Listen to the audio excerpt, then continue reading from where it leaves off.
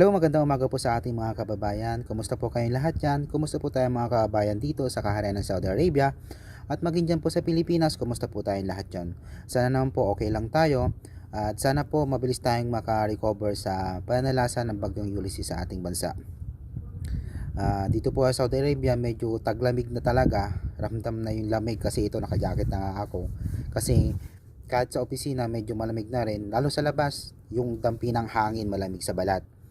Yung Pasko ramdam na. Buti pa yung hangin nagpaparamdam. Joke lang. So ngayon, kapasko kami dito sa bansang Saudi Arabia na malayo sa pamilya. So siyempre dito naman kami sa ibang bansa para at least suportahan yung ating mga pamilya sa Pilipinas. So malaking bagay na rin yung na nakakatulong kami sa aming pamilya sa Pilipinas sa pagkapadala sa buwan-buwan nilang gastusin. For today's vlog po, magbibigay po ulit ako ng another information na related pa rin sa ating mga OFW na pauwi ng Pilipinas.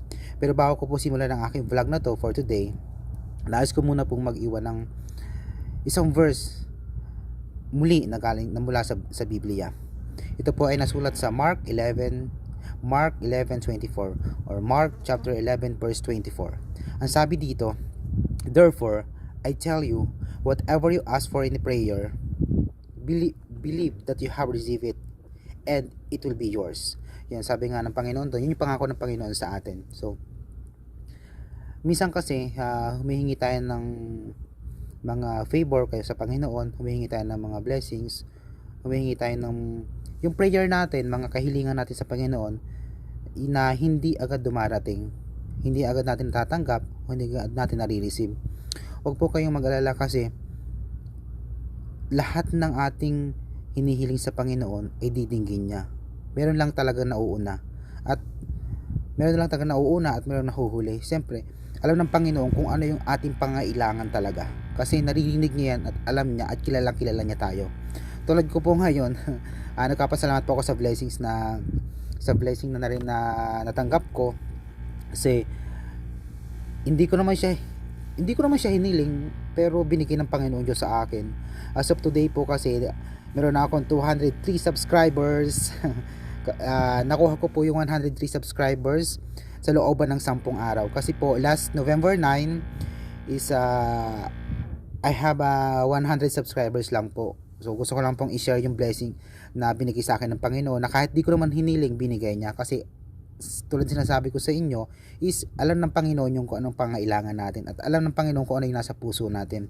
So after 10 days, as of today, meron na po akong 203 subscribers. So maraming salamat po sa mga patuloy na naniniwala, patuloy na tumatangkilik sa aking mga vlogs sa araw-araw.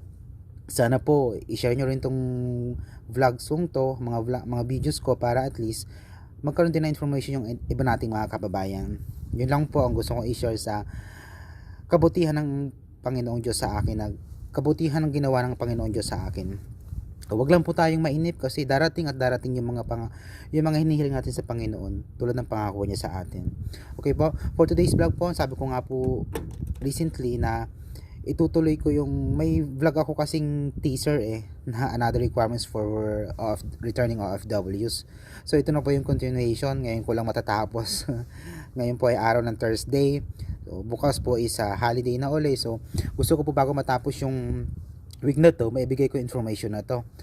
Ito po is mandatory din na kailangan ng mga OFW na pauwi ng Pilipinas. Kailangan po nating mag-register through online. Ito po ang tinatawag na Oasis. Oasis ba yung bigkas doon? Oasis. Parang Oasis yun OASIS. Yun.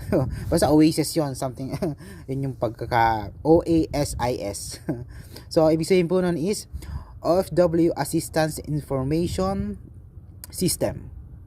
So, isa po yun sa requirements na kailangan ng mga OFW na pauwi ng Pilipinas. So, ang tanong, paano nga ba to or ano nga bang gagawin ko dito? So, paano ako, kasi online registration to So, paano nga ba ako makakapag-register dito sa Oasis na to, OFW Assistance Information System na to? So, para po malaman natin mga kababayan, sabay-sabay po natin panoorin ang susunod na video para sa step by steps procedure kung paano natin or paano tayo makakapag-register dito sa Oasis na to through online. So ngayon po nito po ako sa favorite spot ko, favorite place kasi maganda yung likuran ko, maganda yung sa likod ko kasi kapaligiran pero wala namang mga puno, konti lang halaman. So ngayon po kung gusto niyo po makita yung place ko dito sa likod is pakita ko lang po sa inyo. Wait lang.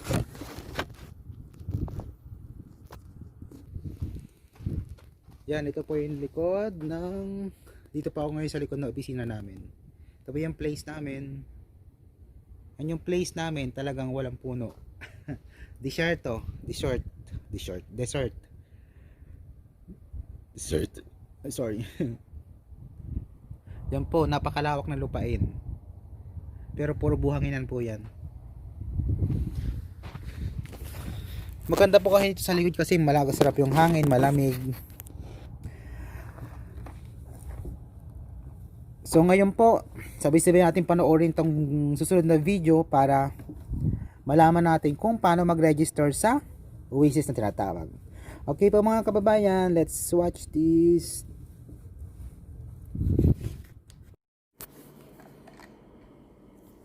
Ito na po mga kababayan yung sinasabi natin na online registration for OFW Assistance Information System na tinatawag.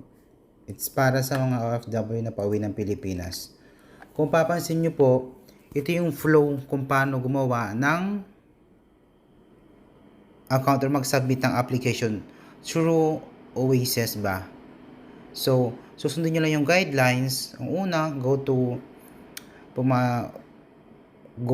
oasis.owa.gov.ph. Buksan nyo lang po yung website na yun. So, ang sunod, select your preferred language. So, pag binuksan nyo po yun, is makikita nyo yung may pagpipilian kayo doon, English or Filipino ga. So, pipili lang kayo doon. Mamaya, sa sunod ng topic na to, pakita ko sa inyo yung pinaka-interface nun. So, ang sunod na steps is check the box certify. So, may babasahan kayo doon na terms and condition. Kung okay sa inyo, so, i-click nyo lang yung box na agree kayo. So, click the submit button. Tapos after that, mapupunta na kayo dun sa application form. So once na napilapan nyo na yon, is click nyo yung submit button. Pag nasabi nyo yung button, ang sunod na step is a link will be sent to your email to notify that you have successfully registered in the Oasis. So yun yung sunod na mangyayari. So once na natapos na yon, number 6 po is to update any information entered in the system. Click the link sent to your email and proceed with updating your information. And after that, click the submit button. So yun lang po yung guidance, ganun kadali. So medyo matagal lang dito siguro is yung pag-fill up ng form. Panoorin po natin yung para masunod na video para makita natin ang interface ng pinaka-website. Ito na po. Open nyo lang po ang kahit anong uri ng browser nyo. Akin Google Chrome. And then type oasis.owa.gov.ph. Click nyo lang po ito. Yun, dumating. And then click nyo yung click nyo yung unang search. And Oasis. Click nyo lang to. Oasis.owa.art. Yan. Pag naklik nyo po yung kasi, may lalabas tong option kung English or Filipino. So, piliin natin yung English na lang. Pwedeng Filipino, pwedeng English. So, makikita nyo po dito yung sunod na interface. Ito po, basahan nyo lang po and then kapag mag-register na, click register. So, pagkatapos po maklik ng register, ito po ang lalabas sa atin. So, kailangan lang po itong fill upan. Fill upan nyo lang po ito. Kailangan tama ang mga information na ilalagay nyo. So, double check nyo lang po. Kapag okay na lahat, na fill upan nyo na, I-click nyo lang itong box na to. I certify that the information submitted in this registration is true and correct to the best of my knowledge. So kapag okay na, click submit button. Click nyo po itong submit button. And then, marireceive po kayong email tulad ng sabi ko kanina sa guidelines. Step by step. So para mas maliwanag pa po, ituloy po natin yung panoorin po natin yung sunod na videos at pakinggan po natin para mas maliwanag sa atin. Okay, pero ito lang po yun. OFW Assistance Information System OASIS. Tandaan po natin, it's mandatory po para sa mga pauwing OFW sa Pilipinas para hindi na tayo magtagal sa airport sa immigration po. Kasi once na nag-register ka dito, mas madali na yung proseso. So ngayon po panoorin po natin yung sunod na video at yung pakinggan ng maayos para at least mas aware pa kayo, mas maliwanag pa sa inyo. Ng inalusad na mga pagsubok. Ito ang simbolo ng inalusad na tracking system ng Department of Labor and Employment para sa mga overseas Filipino workers na nais na bumalik sa Pilipinas ngayong may COVID-19 pandemic. Ayon kay Labor Secretary Silvestre Bello III, ito ay tinatawag na OFW Assistance Information System o OASIS. Si Madeline Villar Moratillo sa detalye. Naglunsad ng isang tracking system ang Department of Labor and Employment para sa mga overseas Filipino workers na nais bumalik sa bansa ngayong panahon ng COVID-19 pandemic. Ito'y tinawag na OFW Assistance Information System o OASIS, kung saan sa pamamagitan nito ay matitiyak ang maayos na repatriation ng mga pauwing OFW. Ayon kay Labor Secretary Silvestre Bello III, layo ng sistemang itong matiyak na maibibigay ng epesyente at napapanahon ng ayuda upang maibsan ang pangamba ng mga OFW sa panahong ito ng pandemya. Sinabi ni Bello na sa pamamagitan ng tracker na ito ay matutukoy ng gobyerno kung nasaan ang mga inililikas na OFW upang agad na makapaghanda ng tulong sa kanilang pagdating sa bansa. Binuuan niya ang sistemang ito upang mas mapabilis ang pagbibigay ng tulong ng pamahalaan sa mga kababayan nating nawala ng trabaho sa ibang bansa at napilitang pauwiin. Ang DOLE Command Center ang siyang mangunguna sa sistemang ito na magsisilbi rin bilang database para sa mga OFW na nawala ng trabaho dahil sa COVID-19 pandemic. Ilang sa mga kinakailangan aniya maihanda ng pamahalaan ay ang swab testing para sa kanila at maging transport patungo sa mga hotel na tutuluyan para sa quarantine at iba pang kinakailangan proseso. Kabilang rin sa maaaring matukoy sa pamamagitan ng tracker ay ang airline na sinakyan ng OFW, health condition nito, address sa Pilipinas at iba pang mahalagang impormasyon. Pero para makasama sa tracking system na ito, kailangang mag-register muna ang isang OFW na nais makabalik sa bansa sa pamamagitan ng pag-login sa oasis.owa.gov.ph. Kailangan lang na i-click ang register at sagutan ng form. Magkakatanggap naman ang isang OFW na isang link na ipapadala sa kanya sa pamamagitan ng email para malaman kung naging matagumpay ang registration sa Oasis. Paalala naman ng DOLE sa mga OFW na sagutan lahat ng katanungan sa form upang maging epektibo ang tracking system sa kanila. Para sa Eagle News, Madeline Villar Moratillo, we live in interesting times.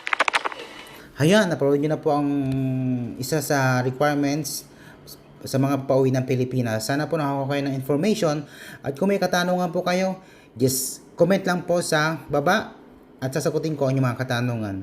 Makikita nyo rin po sa description box yung pinaka-website ng Oasis na to. Okay po mga kababayan, maraming salamat po. Stay safe and God bless us all. Thank you.